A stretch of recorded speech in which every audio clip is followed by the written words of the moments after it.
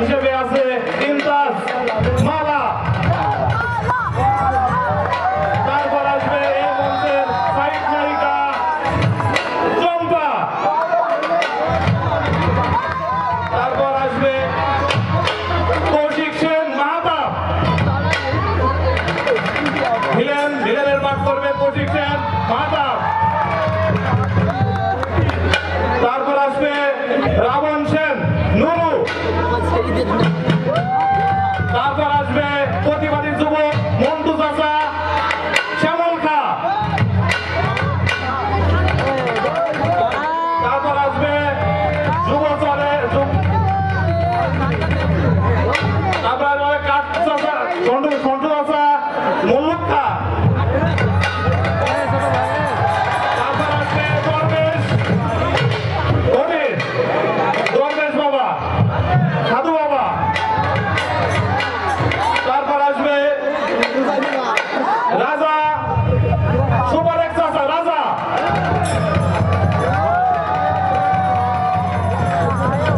তারপর আসবে প্রহী মাহমুদ চাচা। তারপর আসবে প্রজা ঘন্টু।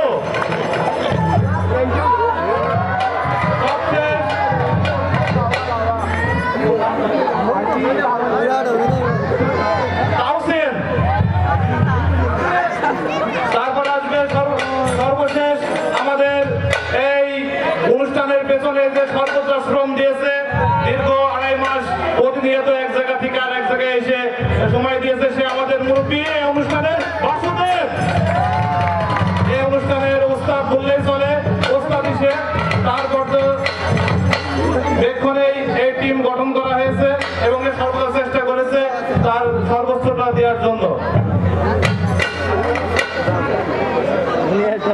এবারে এই মঞ্চের যে দায়িত্ব পালন করছে আমাদের দলপতি মজিবুল মিয়া।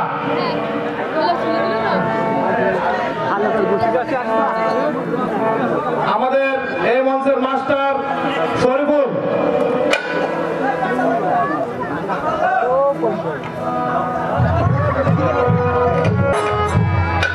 আমাদের দলের ম্যানেজারের দায়িত্ব আছে সোহানুর রহমান সোহান মেম্বার।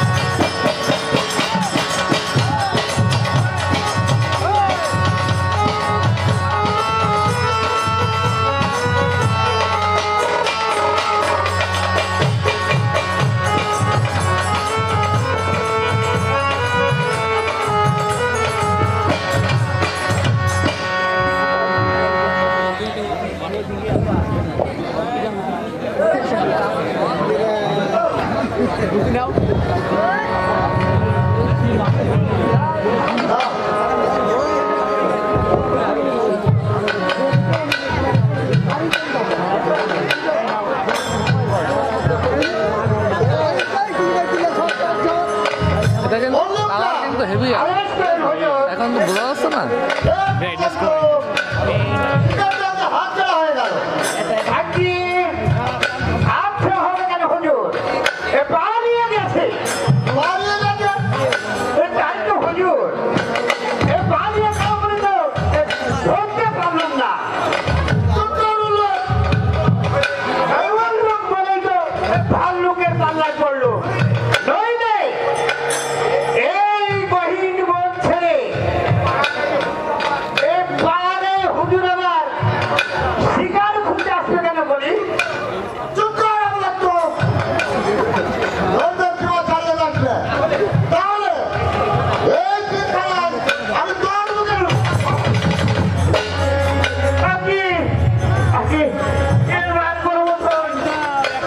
আমাকে ক্ষমা করেন হুজুর, আর কখনো এমন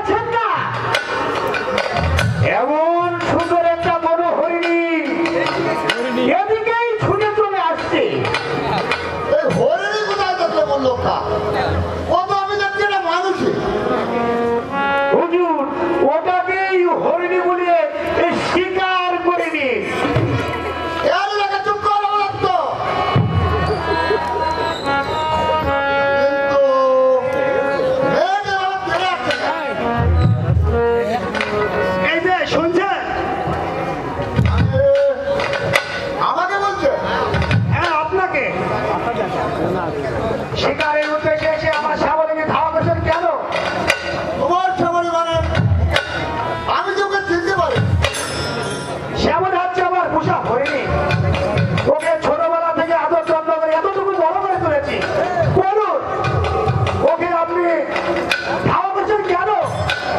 মানে ওরা যে তোমার পোষা হয়নি তা তো আমি কখনো চিনতে পারিনি। আর কাঁকড়া শিকারি তো শিকারি করতে ছোটবেলার কাজ, এদের একটু আমি কোনো অপরাধ করিনি। 100 বার করেছে, যে অপরাধ আপনি করেছে তার ক্ষমা হতে পারে না, এর শাস্তি আপনাকে ভোগ করতেই হবে।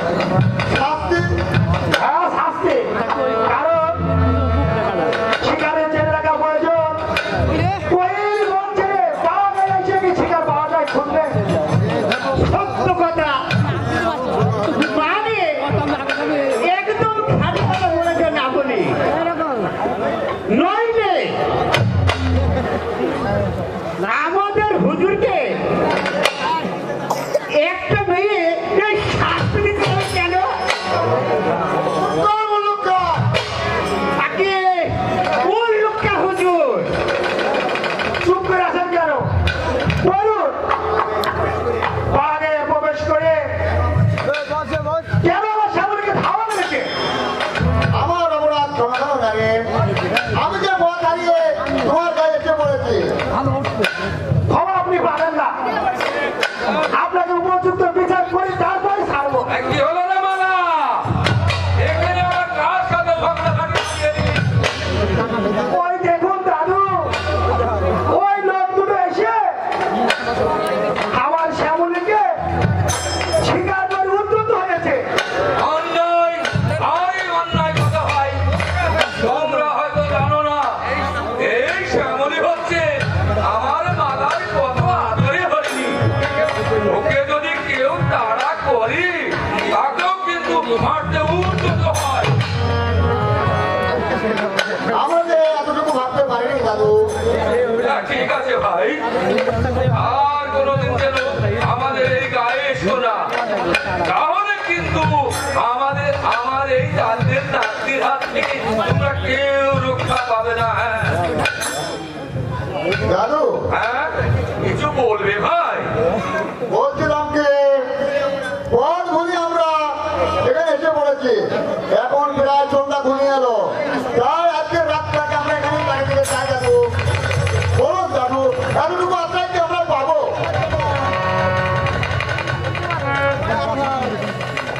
তোমাদেরকে দেখে মনে হচ্ছে তোমরা রাজার লোক।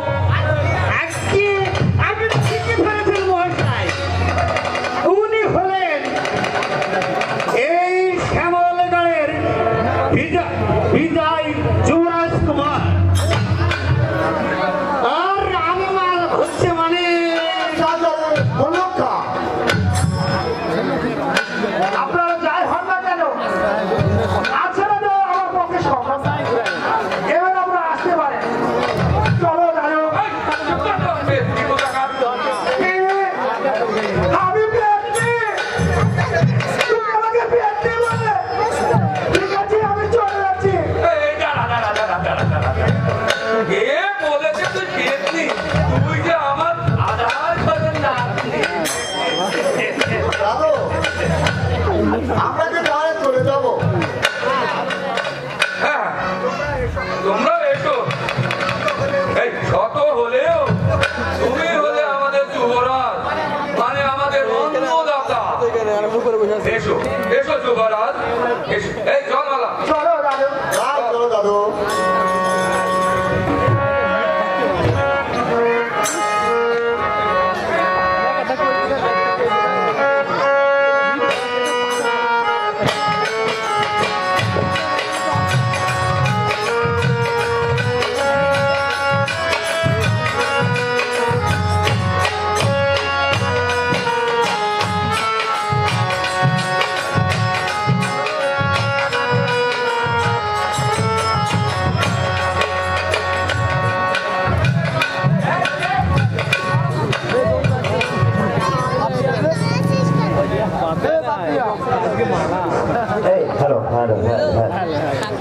একদিকে কোকেরি ঘু ঘু ডাক, আর একদিকে ভিনদেশির আগমন, সবকিছু মিলিয়ে আমাকে যেন পাগল করে তুলছে। হঠাৎ আজ মনটা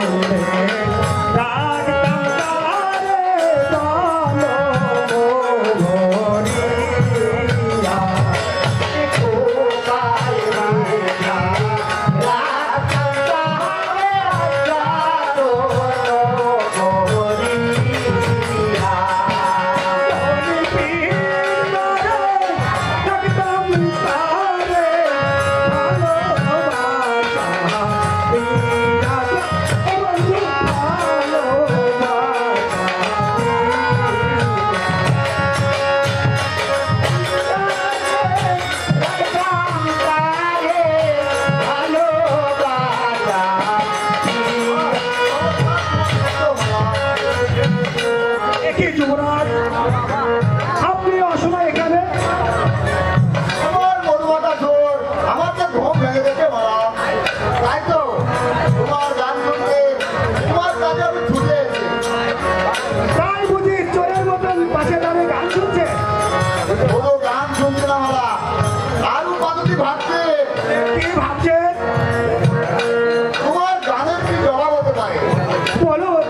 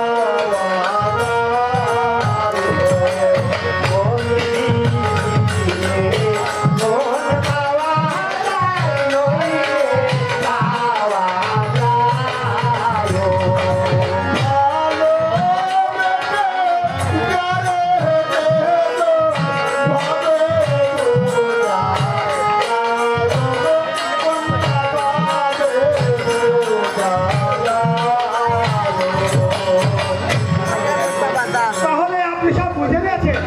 এত সোজা অর্থকর্তা তুমি বুঝতে পারো না মারা? যুবরাজ, বলো মারা, সত্যি আগামীকাল চলে যাবেন আপনি? আমি তাই তো ভাবছি। না যুবরাজ, এখনই আপনাকে যেতে দিচ্ছি না।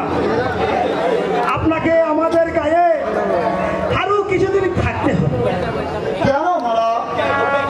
কেন জবাব আজকে আমি দিতে পারছি না, তবে আপনাকে ছেড়ে দিয়ে আমাদের মন চাচ্ছে না যুবরাজ। মারা, আপনি প্রতিদিন শিকারে বেরোবেন, আর আপনি আপনার পেছনে থেকে থেকে আপনার কাছে সহযোগিতা করবো। মারা, সত্যি তুমি মহৎ। আমি ভেবেই পাচ্ছি না তোমার হৃদয়টা কি দিয়ে ভরা। এত অল্প সময়ে তুমি আমাকে এত আপন করে নেবে তা আমি কখনো ভাবতে পারিনি মারা। ও শালারে, এই রাত দুপুরের সময় এই বাসুদেবের নাতির সাথে দুজুর গুজু করছিস, তোর মাথাটা ফাটিয়ে দেবো না। আরে যুবরাজ, তুমি এখানে, আর আমি তো মনে করছিলাম ওই নদীর থেকে ফটি। দাদু, আর তোর যে কি বলবো ফ্যামিলি, এই রাত দুপুরের সময় ঘরের বাইরে আসে তো ভয় করে না? হ্যাঁ? কি করবো দাদু, ঘুম দিয়ে আসছে না। ওই যুবরাজকে দেখে এই যে তুমি ধূপ জ্বালাচ্ছ, তাই না? হ্যাঁ? দাদু, এই তুমি কিছু মনে করো না ভাই, হঠাৎ তোমাকে প্রথম দেখেছে কিনা তাই তোমার ঘুম ভাঙিয়ে এখানে নিয়ে এসে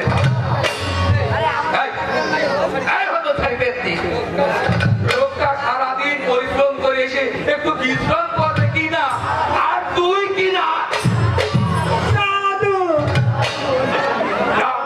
যা বাড়ি যা, ওই জায়গায় জামাটায় লাঠি লাগাতে তোর মাথাটা আমি ফাটিয়ে দেবো। পুরো ভূত কোথাকার। যাও ভাই,